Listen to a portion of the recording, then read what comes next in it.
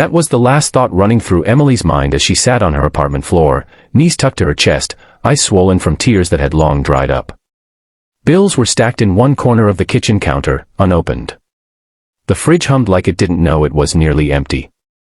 She hadn't eaten a proper meal in days. Life had become a silent war she was too tired to fight. Until one morning, she opened her door and found 2 bags of groceries and a handwritten note that read, "We all need help sometimes." Emily Jones was 28. Once full of ambition and laughter, she had come to this city 2 years ago with dreams of starting a small photography business. She had left a small town where everyone knew everyone, craving independence and a fresh start. But life, she learned, was less poetic and far less forgiving.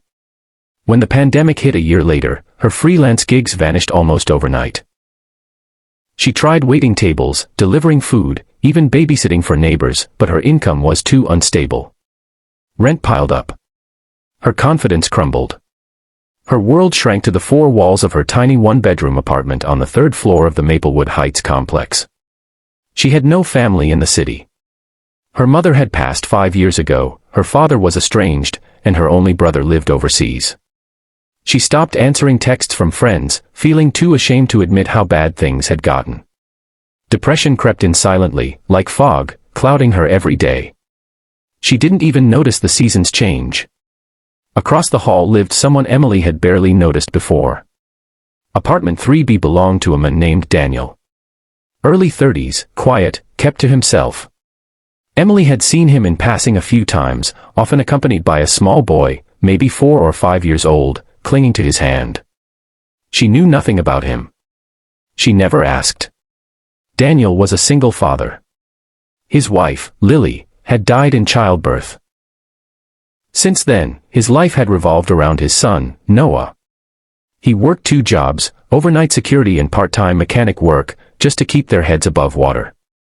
They weren't rich, but Daniel made sure Noah always had what he needed, and more than that, he made sure Noah knew he was loved. One night, after returning home from his shift, Daniel noticed something odd across the hallway. Emily's lights hadn't been on in days. The trash outside her door was overflowing. Her mail had started to collect dust. He saw her once through the peephole, slumped by her door, motionless, and something tugged at him. He didn't know her story. But he didn't need to. He recognized the silent suffering. The next morning, before heading out with Noah to pick up groceries, Daniel scribbled a note on a scrap of paper. He didn't know what to say exactly. But he remembered what he had needed to hear once, during a dark chapter of his own. They left 2 bags of groceries. Eggs, bread, milk, pasta, and some fruit snacks Noah insisted on adding. Daniel quietly placed them outside Emily's door, knocked once, and hurried back inside. Emily had barely moved from her place on the floor when the knock came. She waited a full minute before dragging herself to open the door, expecting another notice from her landlord. But what she saw made her knees buckle. Food. Real food. And a note. A human voice. She didn't cry right away. She stared at it for a long time. Then, like a dam breaking, the tears flowed. Not just for the food. But because someone, anyone, had noticed. Over the next week, Emily started to peek out her window at the world again. She noticed Daniel and Noah in the courtyard, laughing, sharing an apple juice. One day, she waved. He waved back. It felt human. She started leaving her apartment again, walking slowly, just a few minutes each day. The first time she passed Daniel and Noah, she whispered a thank you. He smiled and nodded, as if to say, no need.